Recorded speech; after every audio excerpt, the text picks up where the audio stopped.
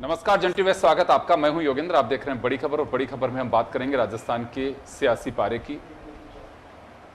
गोविंद सिंह डोटासरा के पर्ची वाले बयान के बाद भाजपा आक्रामक है और भाजपा ने कांग्रेस पर हल्ला बोला है। ये तक कह डाला कि फटकारे दास हैं और अब इन्हें नाटक मंडली खोलनी चाहिए। चले हम चर्चा के बीच आएगी कि क्यों ऐसा कहा। भजनलाल जब मुख्यमंत्री बने तो उनके नाम की पर्ची खुली, तभी से कांग्रेस चाहे विधानसभा हो या फिर सड़क बाहर हो, विधानसभा लोकसभा चुनाव हो, तमाम जगह पर्ची वाली सरकार के नाम से बोलती रही है। अब बीजेपी का कहना है कि चुनी सरकार का अपमान है। कांग्रेस का अपना दावा है कि जब पर्ची से सरकार निकली है तो पर्ची क्यों नहीं कहेंगे, यहीं पे नहीं हम तो विधानसभा में भी कहेंगे। अब भाजपा का कहना है कि एक नाटक मंडली खोल लीजिए, उसके प्रशिक्षक हैं गोविंद सिंह डोटासरा और राहुल गांधी को बना दीजिए, अपमान नहीं सहेंगे। तो हमारे साथ इस पूरे मुद्दे पर चर्चा करने के लिए हमारे सहयोगी अनिल सेन हमारे साथ हैं, कृष्ण कुमार जानू साहब भाजपा से हैं और रवि कुमार सिकदर हमारे साथ में कांग्रेस से हैं। रवि, आपके पास में आना चाहूंगा। आप लोगों को सलाह दी है बीजेपी ने कि चुनी हुई सरकार का रेस्पेक्ट करना चाहिए, सम्मान करना चाहिए। आप लोग अपमान कर रहे हैं, बीजेपी का आरोप है ये। देखिए, ये सलाह कौन दे रहा है? ये सलाह वो दे रहा है जो खुद अमर्यादा का एक पर्याय बन चुका है। चाहे वो हमारे राहुल गांधी जी हों, चाहे हमारी सोनिया गांधी जी हों, चाहे हमारे प्रदेश स्तरीय या कोई भी स्तर का नेता हो, उसको किस भाषा के साथ ये प्रयोग करते हैं। और देखिए, आपने भी स्पष्ट किया कि जो चिट्ठी से खुली हुई सरकार है, जिसका माध्यम ही चिट्ठी है, हम अगर उसको चिट्ठी की सरकार नहीं कहेंगे तो और क्या कहेंगे। और बात करते हैं राहुल गांधी जी की और गोविंद सिंह डोटासरा जी की कि आपको मंडली खोल लेनी चाहिए।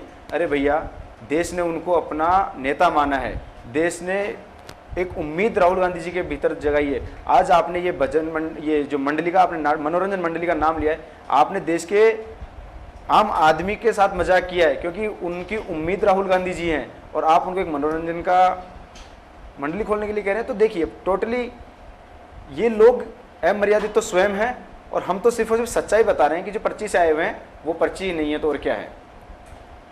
चलिए जानू साहब, आपके पास में आना चाहूंगा मैं। ये लंबी मामला चलता रहेगा और कोई भी पार्टी ये बहुत आरोप लगाती है कि मर्यादित भाषा का प्रयोग करना चाहिए, अमर्यादित हैं, गिरेबान में झांकना चाहिए। मैं तो खुद भी कहता हूं कि मर्यादित भाषा का प्रयोग सभी को करना चाहिए, इसमें कोई डाउट ही नहीं है। अभी नहीं, मैं तो बहुत वर्षों से कहता हूं कि हर पार्टी को, पार्टी के कार्यकर्ता को और पार्टी के नेताओं को मर्यादित भाषाओं का प्रयोग करना चाहिए। क्योंकि कारण क्या होता है कि ये वहम होता है हमारा किसी भी पार्टी का, कुछ भी हम कह देते हैं, उसमें ताली जब कार्यकर्ता पीटते हैं तो लगता है कि और नेताजी कहीं ठोक्यो देख, तो ठोका नहीं, ठुकवा गया। फिर बाद में जब दूसरा कोई बोलता है तो उसको बुरा लगता है, फिर ये लगता है कि ओ हमारे तो उसके अंदर। मैं कांग्रेस वालों से भी कहता था, अशोक गहलोत जी की सरकार थी, कि देखिए बीजेपी के लोगों ने ये कह दिया। तो कौन सी मर्यादित भाषा और अमर्यादित भाषा, ये तो किसी को आवश्यकता नहीं है, ना मीडिया उसको, ना किसी और को। ये राजनीतिक दलों को खुद को तय करना चाहिए कि हम वास्तव में कितना लो बेल्ट जा सकते हैं, क्या लक्ष्मण रेखा हम ये उसको क्रॉस कर सकते हैं। अगर क्रॉस करते हैं और नीचे तक चले जाते हैं तो फिर ये आग लगनी ही है। योगेंद्र जी, राजनीति में मर्यादा अपनी जगह है और सच अपनी जगह है। भारतीय जनता पार्टी की सरकार विधायकों के 115 विधायकों के साथ केंद्रीय पर्यवेक्षक के रूप में राजनाथ सिंह जी के आने के बाद, पूरे मंथन के बाद जिस नाम की घोषणा होनी थी वो नाम लिख कर अगर किसी को पर्ची दी गई तो लॉटरी की पर्ची नहीं थी, विधायकों के मंथन के बाद पर्यवेक्षक द्वारा तय किए गए नाम की पर्ची थी। और जिस तंज के साथ कांग्रेस ने इस शब्द का लगातार प्रयोग शुरू रखा है, तो कांग्रेस के नेता प्रतिपक्ष बनने के लिए जितने लोगों ने मूछें मुंडवा रखी थी, जैकेट सिलवा रखी थी, बना कौन? अगर अपने आप में वो आंकलन करते तो उन्हें समझ में आता। वो जैकेट वाले तो आपके पास चले गए, अब क्यों तंज कस रहे हो उन पे? ठीक है, हमारे पास भी आए हैं, हमारे उनके पास भी गए हैं, ये बातें राजनीति में चल रही हैं। और जो राजनीति का वर्तमान का संक्रमण काल है उसमें ये सब बातें संभव भी हैं। लेकिन राजनीति जनता के बीच रहकर करनी है और जनता को मर्यादा और संयम का संदेश राजनीतिक दलों को देना है। उसमें नेता अपनी सस्ती लोकप्रियता के लिए अगर शब्द गरिमा का उल्लंघन करते हैं तो मीडिया का भी कर्तव्य है कि वो टोके, रोके और राजनीतिक दलों के बीच बैठकर हम जब चर्चा कर रहे हैं पार्टी प्रवक्ताओं के नाते, तो हम भी शब्द गरिमा का ध्यान रखें। सस्ती लोकप्रियता के लिए फटकारा बादशाह तो हम बन सकते हैं, लेकिन उन फटकारों से प्रदेश की राजनीति और जनता का भला नहीं होता। इसीलिए तो जिस सरकार ने अपने कार्यकाल के अंतिम 6 महीने में जितनी लोक लुभावना घोषणाएं की, वो सरकार रिपीट नहीं। जनता को पता था कि ये वोट के लिए की जाने वाली घोषणा है, और वोट के लिए की गई घोषणाओं पर जनता ने चोट की। हम हमारे स्थापना के पहले 6 महीने में जो काम कर रहे हैं, उन कामों के आधार पर अब बार बार पर्ची की सरकार बोलना, तो वहां भी खर्ची की सरकार थी भाई, वहां भी लगातार होटलों में समय बीता है भाई। आप अपना आंकलन करो और जनता ने जो जनादेश दिया उसे स्वीकार करो। और भजन लाल जी को 115 विधायकों की सहमति के बाद मुख्यमंत्री बनाया गया है। किसी विधायक ने प्रोटेस्ट किया? कोई ऑब्जेक्शन सामने आया? जब ऐसा कुछ नहीं तो बार बार एक ही विषय को रिपीट करके जो आप स्टेबल करना चाहते हो, वो राजस्थान की जनता को अच्छा नहीं लग रहा। और इसीलिए भारतीय जनता पार्टी के नेताओं ने, प्रवक्ताओं ने स्पष्ट रूप से प्रेस कॉन्फ्रेंस करके डोटासरा जी को भी इशारा किया है, भाई आपकी बात जनता नहीं समझ रही, हमारी बात समझ रही है। अगर आप जनता की बात नहीं समझ रहे तो हमारे कहने से समझ जाओ, और अभी 5 साल विपक्ष में बैठे रहो, अपना काम करो। जी अनिल, आपके पास में आना चाहूंगा। शुरुआत तो होनी थी आज नहीं तो कल, क्योंकि राजनीति में यही सब कुछ चलता है कि अवसर बहुत महत्वपूर्ण है। लेकिन बीजेपी ने चले विधानसभा सत्र से पहले ही ये चर्चा कर दी। मेरे को भी लग रहा था कि पर्ची वाला मामला कांग्रेस बोलेगी और बोलती रहेगी तो बीजेपी जरूर इसके ऊपर कोई ना कोई रिएक्ट करेगी, लेकिन सत्र से पहले ही बीच में आ गई बात ये। तो लगता क्या है ये पर्ची वाला मामला बीजेपी के कहने से थम पाएगा? देखिए, शायद लगता तो नहीं है, क्योंकि विपक्ष के बयान हैं और बीजेपी शायद लगता है कि इस बयान को ज़्यादा ही सीरियस ले गई, ज़्यादा ही गंभीरता यहाँ पर दिखा गई। क्योंकि अब के दौर की अगर राजनीति की बात कर ली जाए, बीजेपी हो, कांग्रेस हो, बसपा हो, सपा हो, दूसरे तमाम जो दल हो, वो इस तरह की बयानबाजी कर रहे हैं। ऐसा नहीं है कि शुचिता वाली राजनीति को एक दल कर रहा हो और सामने वाला इस तरह के बयान दे रहा हो। हमने विधानसभा चुनाव भी देखे हैं राजस्थान के, और लोकसभा चुनाव में तो खासतौर से जो बयानी तीर थे उनको निकलते हुए इस तरह से देखा कि लोगों के स्तर जो बयान हैं उनको अगर नापा जाए तो शायद काफ़ी गिरावट कहीं ना कहीं देखने को मिली है।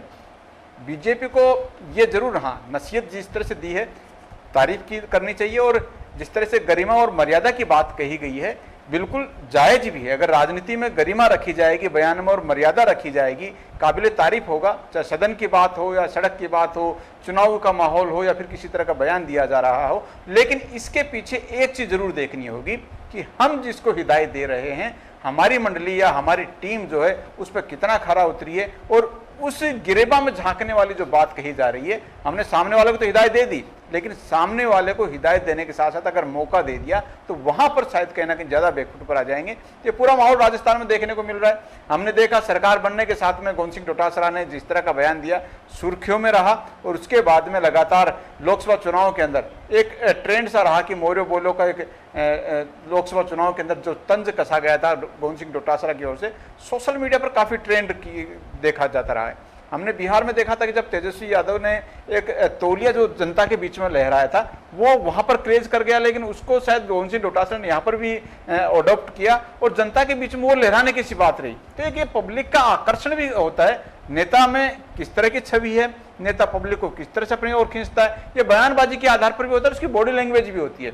ये तो इसी तरह के जो बयानबाजी कही जा रही है, जिस तरह से गोविंद सिंह डोटासरा ने दिया है, बीजेपी ने हिदायत दी है, तो चुनावी माहौल से निकल कर आए हैं, और जिस तरह से अब तलखियां बढ़ी हैं तो इससे लगता नहीं कि ये बयानबाजी कहीं रुकेगी। आने वाले दिनों में जब विधानसभा सत्र होगा, बजट सत्र होगा, ये बयानबाजी और तल्ख होने वाली है, और सदन के अंदर भी इसमें हंगामा कहीं ना कहीं बरपने वाला है। जी जानू साहब, मैं आपके पास में आना चाहूंगा। आप काफी लंबे समय से राजनीति में हैं और सक्रिय राजनीति में हैं। आपको क्या लगता है कि भाषा की मर्यादा का सभी को ध्यान रखना चाहिए, या एक पार्टी से आप उम्मीद करेंगे? ये देखो, राजनीति जो है वो जनता के बीच किया जाने वाला काम है, और राजस्थान की राजनीति में सब कुछ सुनने के बाद भी संयम रखने का बहुत बड़ा ताजा उदाहरण है सचिन पायलट। निकम्मा नकारा सुनकर भी संयम रखा। तो राजनीति में काम करने वाले लोगों को सचिन पायलट से प्रेरणा लेनी चाहिए कि सब कुछ सुना फिर भी शब्द मर्यादा को नहीं खोया। ये उदाहरण है बीजेपी कांग्रेस दोनों को, ऐसे राजनीति के जो बहुत ही मतलब एक प्रकार से कहें शालीन चेहरे बनते हैं, राजनीति भी अपनी जगह करते हैं, लेकिन शब्द मर्यादा का संयमित परिचय भी देते हैं। भारतीय जनता पार्टी में भी बहुत लोग हैं जो अच्छी भाषा बोलते हैं। कांग्रेस में मैं नाम इसलिए गिना रहा हूं कि कांग्रेस को लेकर, कांग्रेस की भाषा को लेकर डोटासरा जी को अपने पूर्ववर्ती अध्यक्ष सचिन पायलट जी से सीखना चाहिए। जी, लेकिन अब उनको तो आपके एक मंत्री निकम्मा बता रहे हैं। इनके तो पार्टी के मुख्यमंत्री ने बताया था जब वो घटनाक्रम हुआ तब। सचिन पायलट को, डोटासरा की बात कर रहा हूं, देखो, आप ही के एक मंत्री।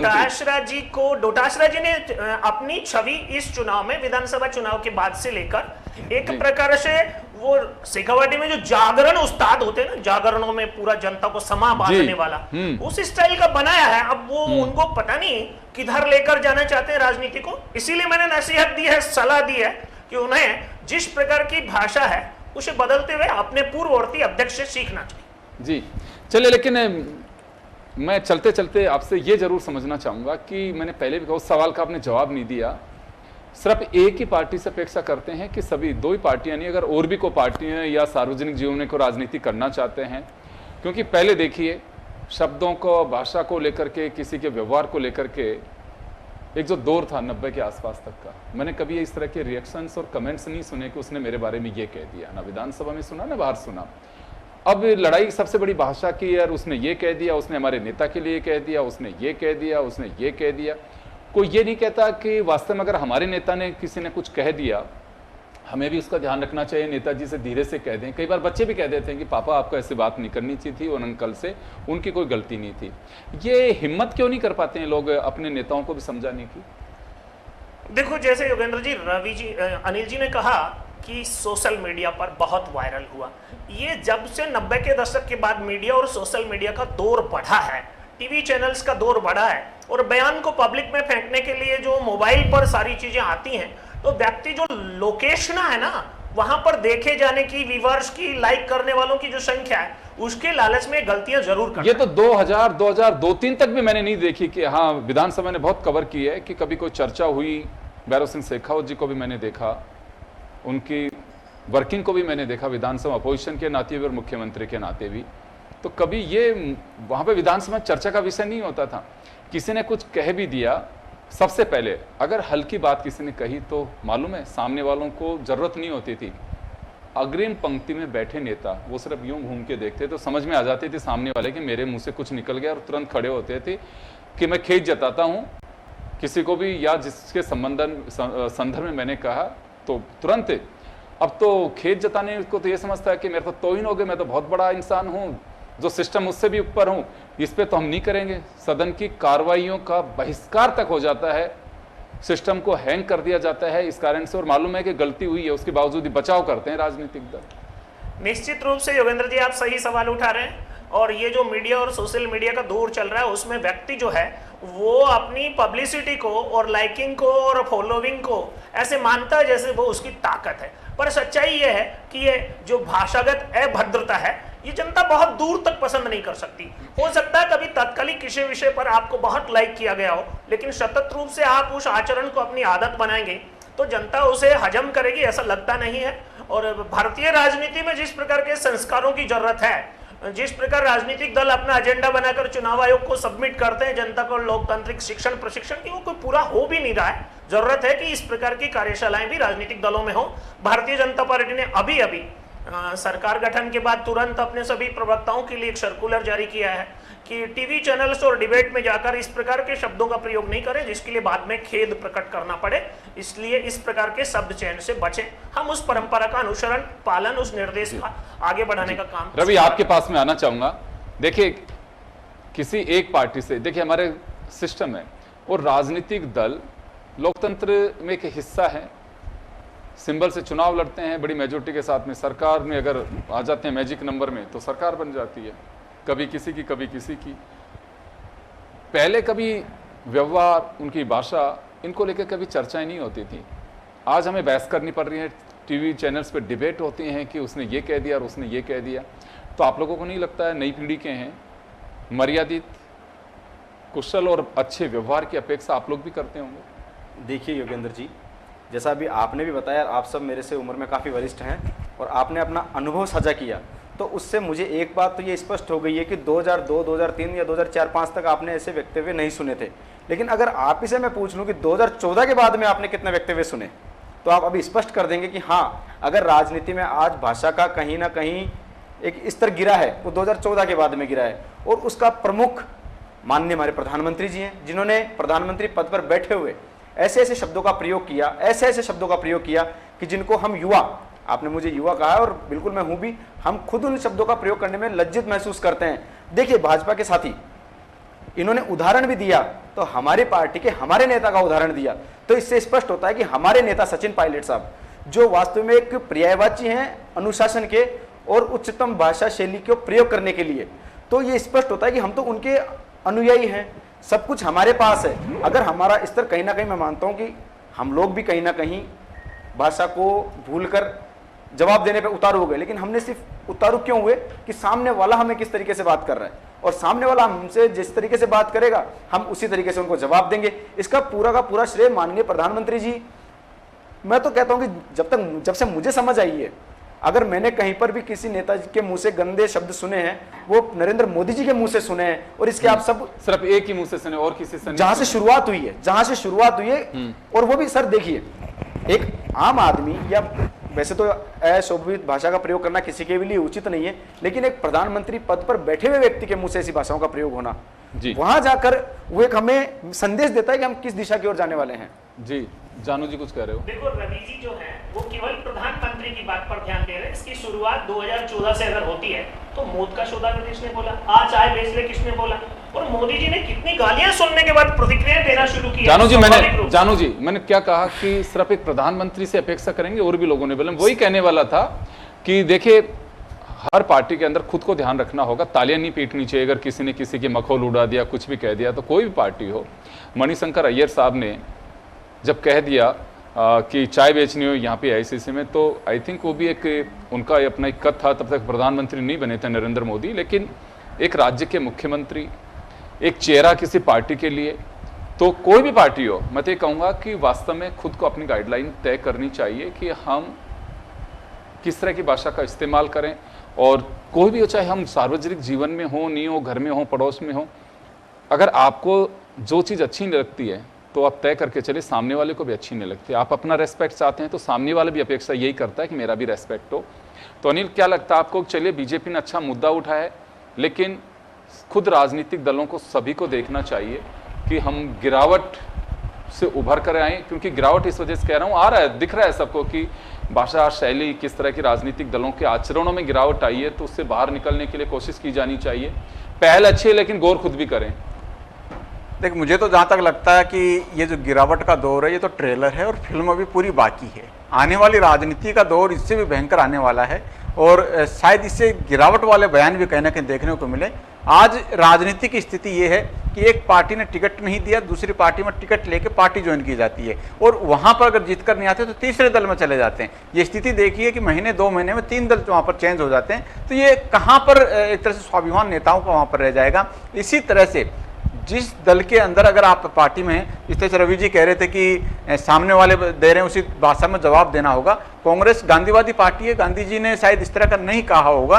विचार करना चाहिए सामने वाले क्या कर रहा है, इस पर शायद गौर करने से पहले ये देखना चाहिए कि मेरी पार्टी की विचारधारा क्या है, वो विचारधारा मुझे क्या कहती है। सामने वाला अगर गलत चल रहा है तो उस कदम को क्यों ना विरोध करके और उसको जताया जाए कि सामने वाले को एहसास हो कि हाँ, मैंने गलत बोला है, मैंने गलत कदम उठाया है, इसका मुझे एनालिसिस करना चाहिए और खेद प्रकट करना चाहिए। अगर विपक्ष इस बात को मजबूर कर देता है तो वो कहीं ना कहीं जीत होती है, लेकिन आज के दौर में ऐसा नहीं हो रहा है। आज के दौर में सभी जो हैं, चाहे किसी भी दल का नेता हो, छोटे दल की बात की जाए या बड़े दल के नेता की बात कर ली जाए, एक बयान आता है, उस बयान के ऊपर सामने वाले पार्टी के 4 नेताओं के बयान आते हैं, और जितना तीखा बयान एक जो सामने वाले नेता का होता है उसे डबल तीखे कहीं ना कहीं 4 नेताओं के बयान होते हैं। तो ये एक तरह से जंग सी छिड़ जाती है, और ये आज के दौर की बयानबाजी देखी जा रही है। और इसीलिए कहा जा सकता है कि आने वाले दौर के अंदर इसमें शायद गिरावट और ज्यादा देखी जा सकती है। इसको खुद नेता रोक सकते हैं, अपने आप में एक खुद से अगर दायरा बनाएंगे